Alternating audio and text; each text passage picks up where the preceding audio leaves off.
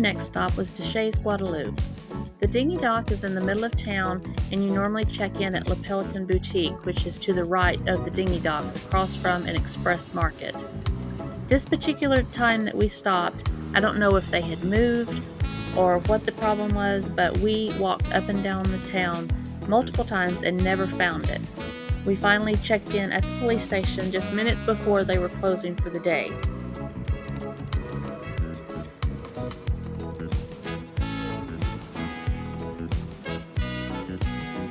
The stores were full of delicious pastries and fresh eggs that were stocked right on the shelves.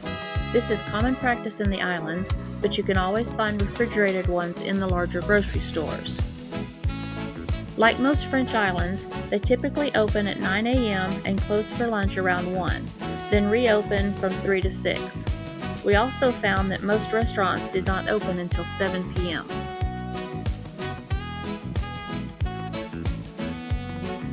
Although we ate most of our meals on board, we usually tried to eat lunch or dinner at one of the local restaurants.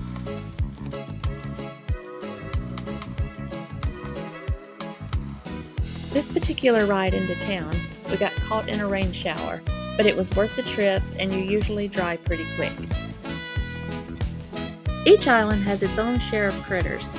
Some have lots of dogs, cats, or goats, but they all have crabs that scurry away when you get too close. The sunsets are always different and beautiful in their own way.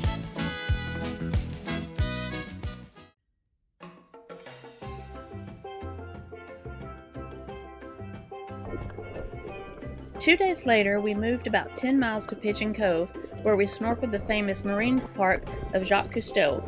It was established in 2009 and is also a national park of Guadeloupe. Jacques Cousteau was a legendary underwater pioneer who died in the late 20th century, but not before his influences significantly shaped the scuba scene in Guadeloupe. We were here in June, and the park was pretty busy with boats loaded with tourists and some like ourselves on our own boats.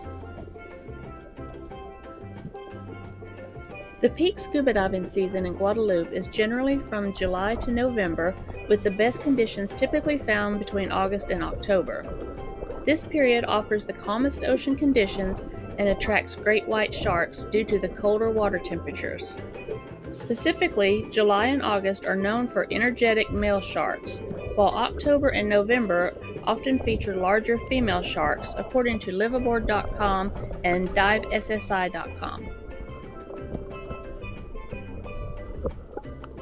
There are two wrecks known as Franjac and Gustavia that were deliberately sunk about 20 years ago within the park to attract divers and encourage an artificial reef.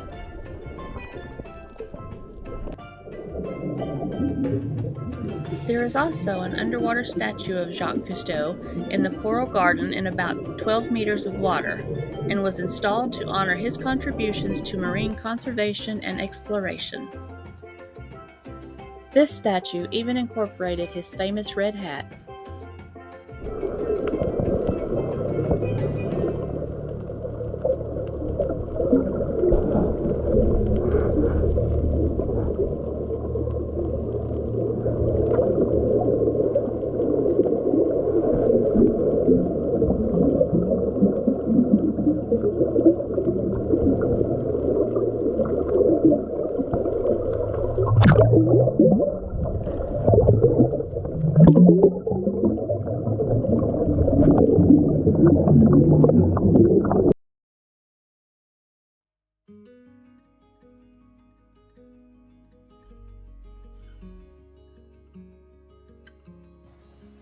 Moving on to Les Saints, we picked up a mooring ball in front of Île de Cabaret, which translates to Goat Island.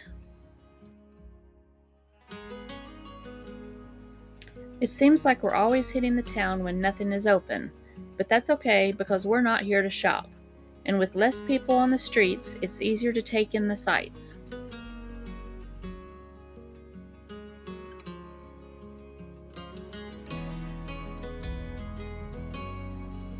This traveling lifestyle will definitely get your steps in for the day.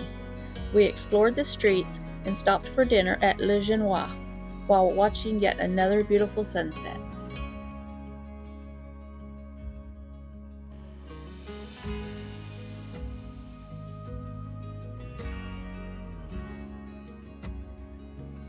Whether you visit during the busiest times or when everything is closed up tight, the one constant thing we found is that the church doors are always open.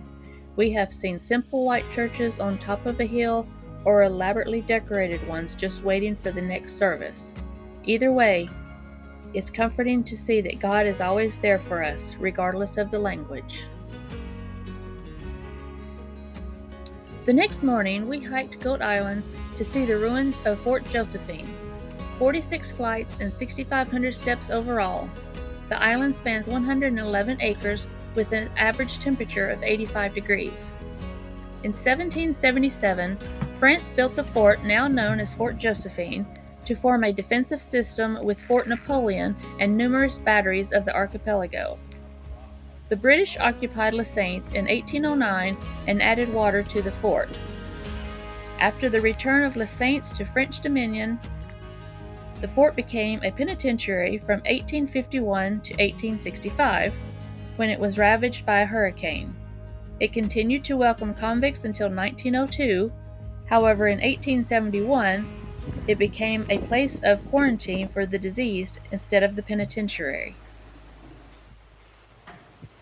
The rainfall would collect on the A-framed roof and run down into the slits at the bottom, directing the water into the well. We assumed the plastic buckets were for the many goats that wandered freely on the island, so Barry filled them while we were there.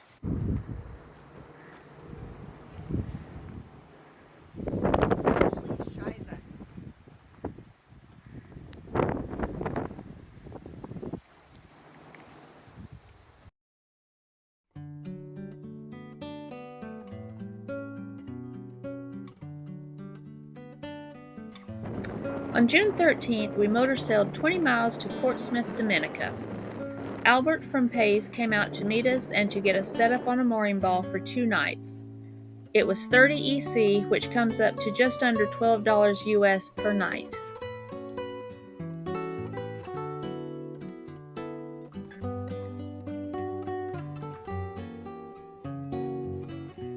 We booked a tour with Albert for the next day up the Indian River, which is where part of the movie Pirates of the Caribbean was filmed for Calypso's house. The river was beautiful with lots of trees, flowers, birds, and tons of crabs.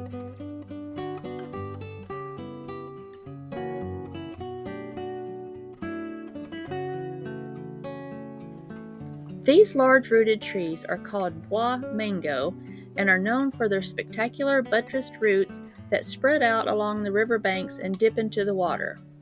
They are often mistaken for mangroves.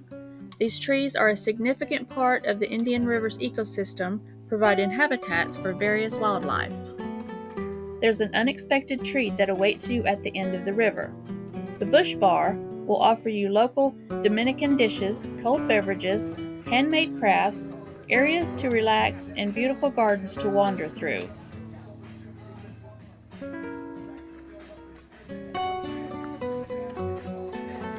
The garden paths took you through luscious greenery and vibrantly colored flowers, while hummingbirds fluttered in and out through the gardens to every available flower. These were most likely the purple-throated carob. They can appear entirely black, although its green wings are usually conspicuous.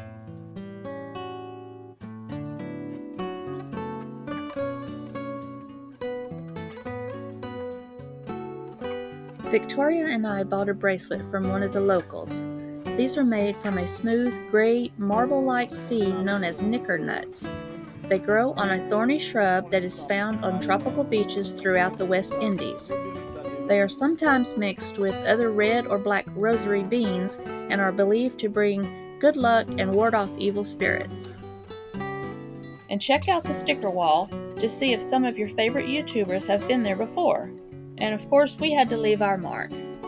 We finished out our day at the Purple Turtle for dinner. Our last stop is Roseau, where we got another mooring ball for $20 US per night from Desmond. We were unable to find a good spot to land the dinghy for customs, so we took a taxi from Sea Cat into town to check out for the next day. The customs office is at the cruise ship terminal. The whole town is basically a farmer's market, but it does offer a very nice grocery store. Our last night in Roseau, we had dinner at Ocean's Edge, where we could enjoy a meal and watch the sunset over our boats in the harbor.